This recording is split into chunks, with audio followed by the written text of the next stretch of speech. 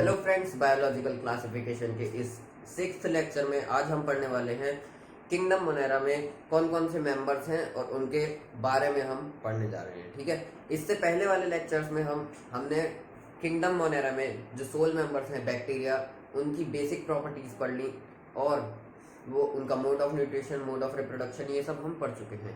अब हम इनके टाइप्स के बारे में बात कर लेते हैं कि सबसे पहला आता है हमारे पास आर्के बैक्टीरिया।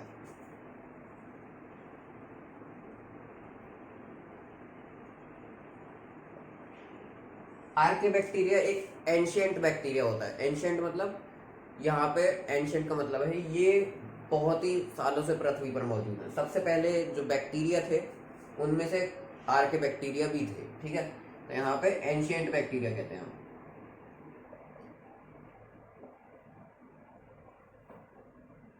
एंशियंट बैक्टीरिया और इनके सर्वाइवल का अब तक ये सर्वाइव कैसे कर पा रहे हैं, उसका रीजन ये है कि इनके पास ऐसी स्पेशल स्ट्रक्चर्स या फिर हम कह सकते हैं प्रोटीन्स होते हैं जो इन्हें सर्वाइव करने में मदद करते हैं एक्सट्रीमली हार्श कंडीशंस में भी। फॉर एग्जांपल ये 100 डिग्री सेल्सियस से भी ज़्यादा का टेम्परेचर झेल सकते हैं। ठीक है, यानी कि extremely hot, cold, acidic and salty conditions, इन चारों कि एक्सट्रीम कंडीशंस पे भी ये सर्वाइव कर सकते हैं। ठीक है, अब ऐसा क्यों होता है, इनके पास क्या क्या कैरेक्टरिस्टिक्स हैं, तो सबसे पहली बात हम इनके स्ट्रक्चर के बारे में बात कर लेते हैं। इनका स्ट्रक्चर एकदम सिंपल होता है। ठीक है, सिंपल स्ट्रक्चर।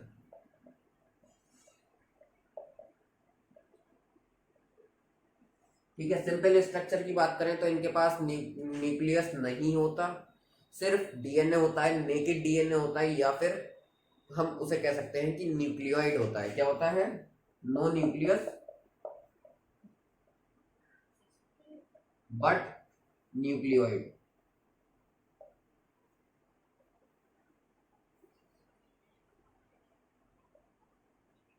न्यूक्लियोइड होता है। ठीक है, नेकेड डीएनए होता है, नेकेड डीएनए।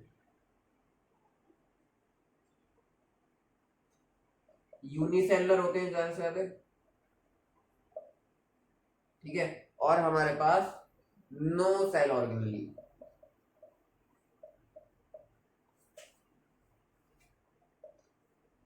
ये हमारे पास कैरेक्टरिस्टिक्स आ जाती हैं आर्के बैक्टीरिया की। ठीक है, अब इसकी बात कर लेते हैं हम सेल वॉल के बारे में।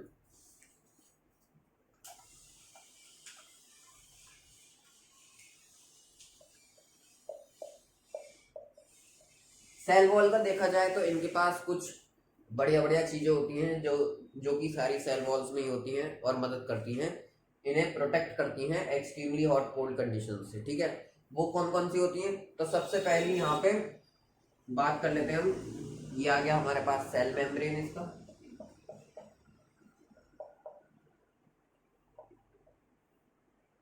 ठीक है, सेल मेम्ब्रेन या सेल वॉल भी कह सकते हैं। इनके ऊपर एक कवरिंग होती है जिसे हम सरफेस प्रोटीन्स भी कहते हैं। ठीक है, सरफेस प्रोटीन्स की कवरिंग होती है यहाँ। तो ये हो गया हमारे पास एस प्रोटीन। ये ही इन्हें एक एक्स्ट्रा लेयर होती है सरफेस प्रोटीन्स की जो इन्हें प्रोटेक्ट करती है और एक्सट्रीमली हार्ड कंडीशंस में भी सरवाइव करने का मौका देती है। ठीक है, और या फिर इसमें हो सकता है यहाँ पे हम इसे मिटा दें तो यहाँ पे एक और लेयर जुड़ सकती है। उस लेयर का नाम है हमारे पास यहाँ पे एक और लेयर, सूडो मर्मरिक एसिड। ठीक है, तो ये भी प्रोटेक्ट करता है इन्हें। इसके ऊपर फिर सरफेस प्रोटीन्स आ जाते हैं, एस प्रोटीन। ठीक है, सरफेस प्रोटीन्स, ये यहाँ पे सेल वॉल। मतलब ये इतनी स्ट्रांग होती हैं कि इस पे लाइसोजाइम का भी कोई फर्क नहीं पड़ता। अब लाइसोजाइम क्या होता है? लाइसोजाइम एक ऐसा एंजाइम होता है जो कि इनकी वॉल्स को डिस्ट्रॉय कर सकता है, लेकिन क्योंकि यहाँ पे सूडो मेर्मेरिक एसिड और सरफेस प्रोटीन्स की लेयर्स प्रेजेंट होती है सेल वॉल के ऊपर, तो इसलिए ये बच जाते हैं। और यही इन्हें फायदा देता है एक्सट्रीमली हॉट, कोल्ड, एसिडिक और सॉल्टी कंडीशंस में सरवाइव करने के लिए। ठीक है, तो यहाँ पे अगर हम बात करें तो लाइसोजाइम जो होता है वो इजीली पेप्टाइडोग्लाइकन लेयर को डिस्ट्रॉय कर सकता है, लेकिन यहाँ पे पेप्टाइडोग्लाइकन लेयर तो है ही नहीं, तो लाइसोजाइम का भी इन पे लाइसोजाइम का भी कोई फर्क नहीं पड़ता। ठीक है, अब बात कर लेते हैं मोड ऑफ रिप्रोडक्शन की। रिप्रोडक्शन कैसे करते हैं ये रिप्रोडक्शन रिप्रोडक्शन की बात करें तो सिंपल बाइनरी फिजन होता है। यहाँ पे बाइनरी फिजन, ठीक है, और कोई सा मोड यहाँ पे देखा नहीं गया, सिर्फ बाइनरी फिजन आर्कियोबैक्टीरिया में। ठीक है, अब हम बात कर लेते हैं इनके टाइप्स की।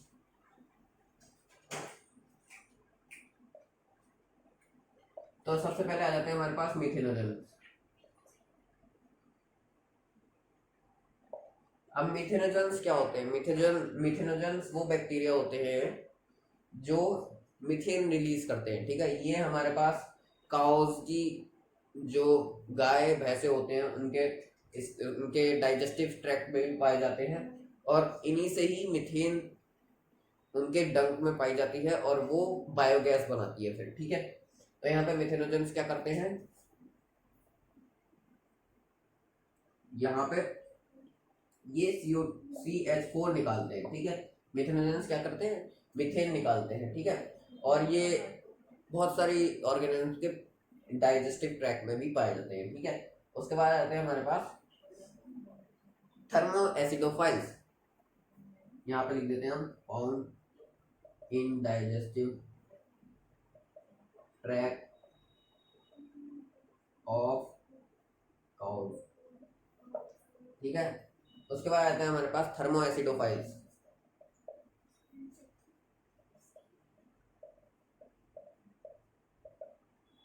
अब थर्मो एसिडोफाइल्स की बात करें तो यहाँ पे थर्मो का मतलब हीट, एसिडो मतलब एसिड, और फाइल्स मतलब लविंग।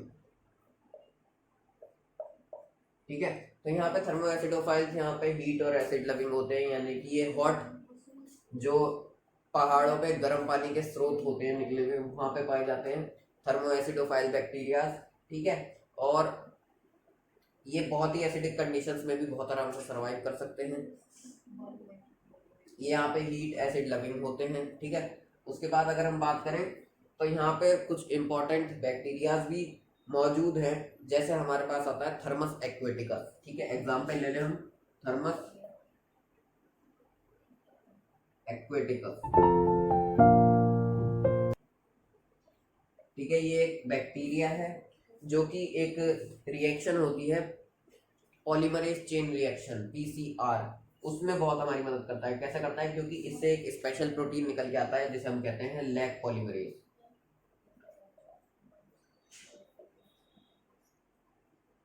जो कि पॉलीमरेज चेन रिएक्शन PCR में बहुत काम में आता है। ठीक है, PCR हम आगे बढ़ने वाले हैं, 12th में पढ़ेंगे क्या होती है PCR reaction, chain reaction.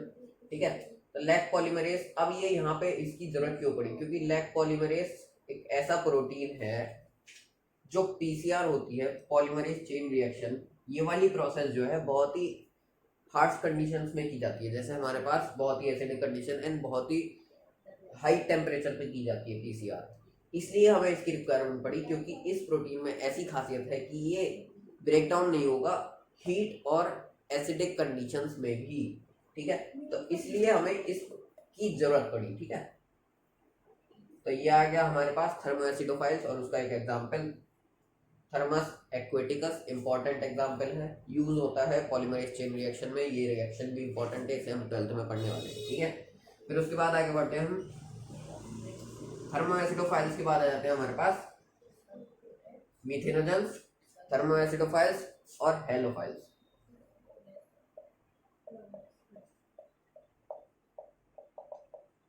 Hello मतलब सॉल्ट, यानी कि सॉल्ट लविंग। ठीक है, तो यहाँ पे क्या होता है हमारे पास, यहाँ पे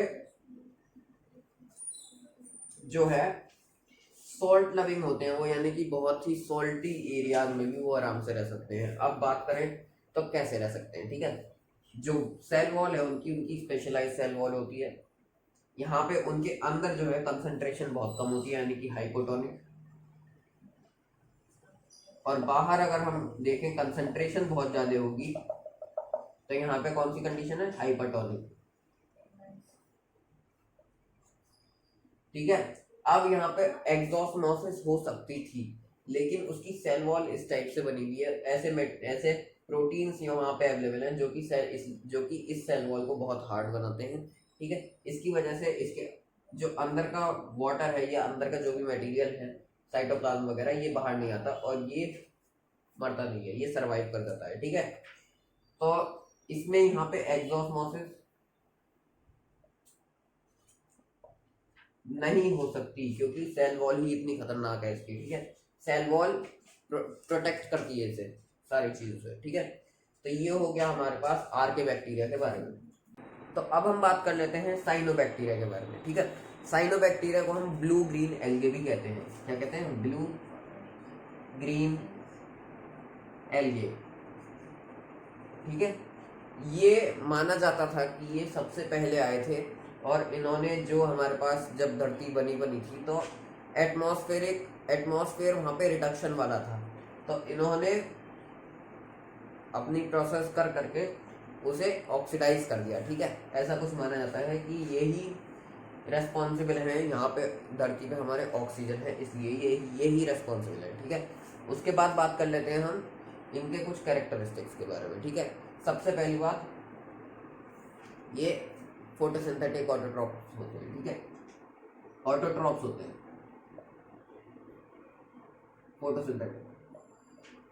फोटोसिंथेटिक या कीमोसिंथेटिक भी हो सकते हैं। ठीक है, दूसरी बात आती है हमारे पास इनके पास फ्लैजिला नहीं होता।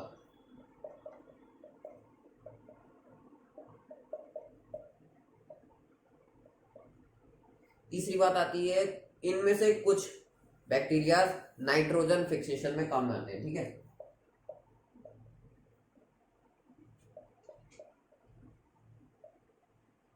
नाइट्रोजन फिक्स करने के लिए इन्हें एक एंजाइम की जरूरत होती है जिसका नाम होता है नाइट्रोजनेज।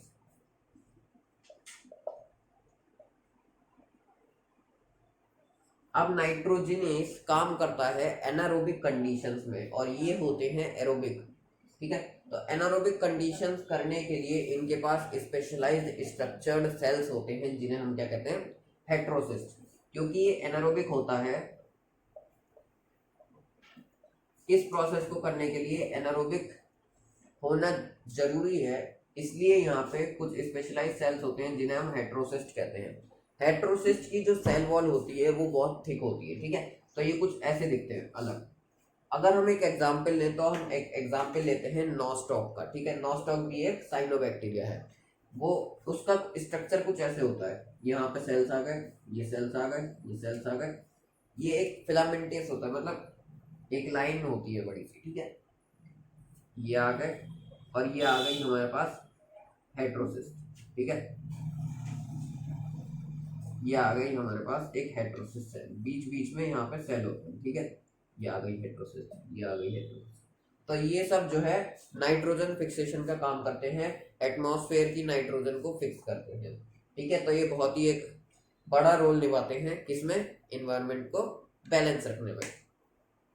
ये तो आ जाती है इनकी बात। अब इनके सेल स्ट्रक्चर का बात कर लेते हैं कि कैसे ये बाकी सारे बैक्टीरिया से अलग है। ठीक है, सेल स्ट्रक्चर की बात करते हैं। सेल स्ट्रक्चर,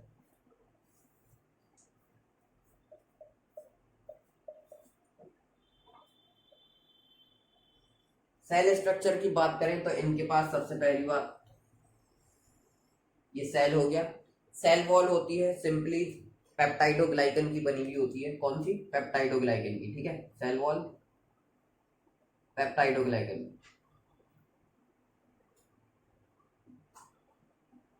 ठीक है, और ये मल्टी लेयर्ड होती है, यानी कि 2-3 लेयर होती है।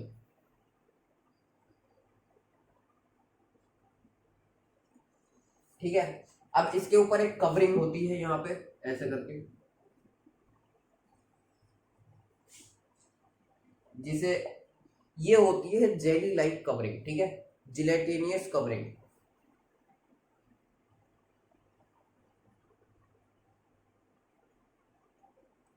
ये जेली लाइक कवरिंग इसके ऊपर प्रेजेंट होती है और ये multi multi layered cell wall होती है, जो कि किससे बनी हुई होती है, पेप्टाइडोग्लाइकन से।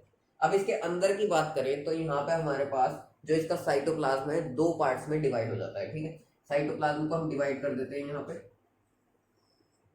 ये वाला साइटोप्लाज्म जो हो गया यहाँ पे ये सब, इस साइटोप्लाज्म को हम क्या कहते हैं, क्रोमोप्लास्ट, ठीक है। क्या कहते हैं, क्रोमोप्लास्ट। और इस साइटोप्लाज्म को, ये यहाँ पे जो है नीचे अंदर की साइड, इसे हम क्या कहेंगे, एंडोप्लास्ट।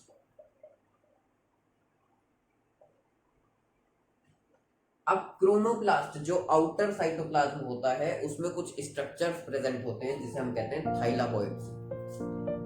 यहाँ पे ये स्ट्रक्चर होते हैं।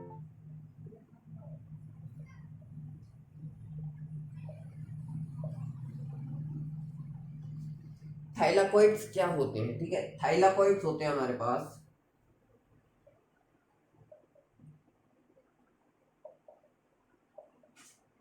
थाइलाकोइड्स होते हैं हमारे पास जो फोटोसिंथेसिस के लिए रेस्पॉन्सिबल होते हैं, ठीक है। इन्हें अगर हम एक्सप्लेन करें तो इनके पास डिफरेंट पिगमेंट्स होते हैं, पिगमेंट कंटेनिंग सेल्स होते हैं, ठीक है। पिगमेंट वो कौन कौन से होते हैं, सबसे पहला होता है हमारे पास क्लोरोफिल, क्लोरोफिल ए। फिर होता है हमारे पास कैरोटेनॉइड्स, ठीक है। और तीसरा होता है हमारे पास ज़ैंथोफिल्स। तो ये हो गए हमारे पास स्ट्रक्चर्स, ठीक है। सबसे पहला क्लोरोफिल ए, दूसरा कैरोटेनॉइड, तीसरा हो गया हमारे पास ज़ैंथोफिल्स, ठीक है। इनके अंदर ये स्ट्रक्चर होते हैं और इसीलिए ये इनकी वजह से पूरा आउटर साइटोप्लाज्म जिसे हम क्रोमोप्लास्ट कहते हैं ये कलर्ड होता है, ठीक है। कलर शो करता है ये, ठीक है। और यहीं से ही फोटोसिंथेसिस होती है। अब ये थाइलाकोइड्स सिंगल सिंगल प्रेजेंट होते हैं, एक के ऊपर एक चढ़े हुए नहीं होते, इसलिए इन्हें हम यहाँ पे ग्राना नहीं कहते। वरना अगर ये थाइलाकोइड्स ऐसे एक के ऊपर एक चढ़े हुए होते तो इन्हें हम क्या कहते हैं, ग्राना, ठीक है। लेकिन ऐसा नहीं है, ये सिंपल अलग अलग बिखरे पड़े हैं साइटोप्लाज्म में, ठीक है। इसलिए ये कलर जो है यहाँ का कलर्ड होता है इसका, ठीक है। अंदर का नहीं होता कलर्ड, बाहर बाहर का होता है साइटोप्लाज्म, इसलिए हम इसे क्या कहते हैं, क्रोमोप्लास्ट।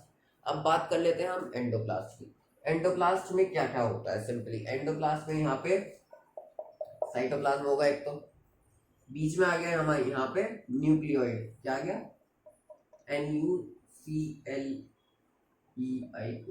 न्यूक्लियोइड, ठीक है। न्यूक्लियोइड क्या करता है हमारे पास, ये इसका जेनेटिक मटेरियल होता है, ठीक है। यहाँ पे नेकेड होता है ये, यहाँ पे क्योंकि ये प्रोकैरियोट है तो यहाँ पे प्रॉपर न्यूक्लियस तो नहीं होगा, सिर्फ न्यूक्लियोइड होता है, ठीक है। सर्कुलर डीएनए होता है ये, ठीक है, सर्कुलर गोल गोल। और यहाँ पे कौन से दूसरे मटेरियल होते हैं, यहाँ पे राइजोसोम्स पड़े हुए होते हैं, ठीक है। ये आ गए हमारे पास राइबोसोम्स,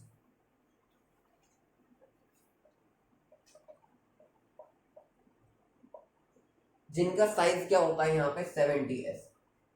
तो यहाँ पे कौन से होते हैं, 70S राइबोसोम्स, ठीक है।